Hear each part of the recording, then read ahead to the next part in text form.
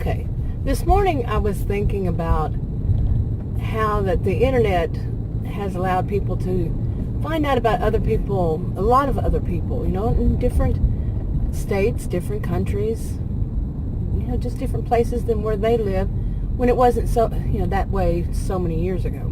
Not in my lifetime, it wasn't that way. So I had my first computer in 1982, I think.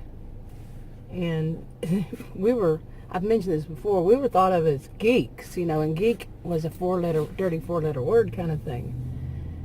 But nowadays, people have computers and they like watch YouTube and see how other people do actually live.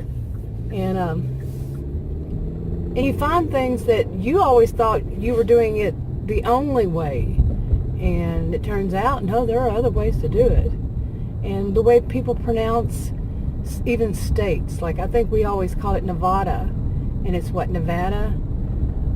But when you're in like such a world as I grew up in, you don't know these things, but you get on the internet, you start finding out these things. Even the news, you wouldn't really hear much about that. So, other states really. Yeah. Also, when I was growing up, we only had 3 TV channels. We didn't have cable.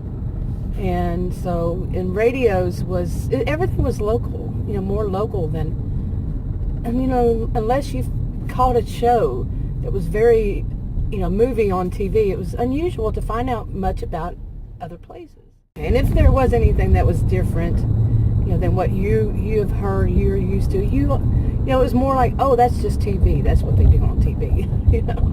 It's just fiction. Yeah, but it just wasn't what it is today. In other words, you didn't have that much connection to the outside world. It was like you were in a bubble. You lived in a bubble. Anyway, I think that's a good thing, and sometimes I don't think it's a good thing. Especially because some people might think that what they see now represents the average person or what's norm. Like when they're online looking at YouTube or some others, on some other social media platform, and that's what they might think. But think about it for a second. When you think about it, not everybody has a computer or something, a cell phone or whatever that they can get on the internet. Not everybody has access to the internet. And I know some people will be shocked. What do you mean? These days everybody has a computer, but no, they just don't have that access. Not everybody can afford one. So it doesn't really represent the whole. It represents the people who can afford it and have the time and have that on and on, Not everybody has that luxury. And I have mixed feelings about, the internet and what it does.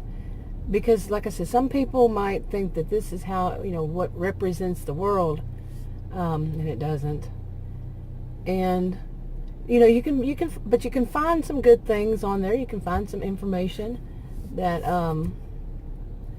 you otherwise wouldn't know. Maybe nobody would know. Nobody, knew how to do whatever it is. You can find lots of how-tos, and but you can also find how-tos that are wrong, and the way people. How to get over this person, or how to, those kinds of how-tos, like advice for what you should do about this or that in your life. You can find some that are good, and you can find some that are terribly wrong. Anyway, this has been on my mind lately about what you see.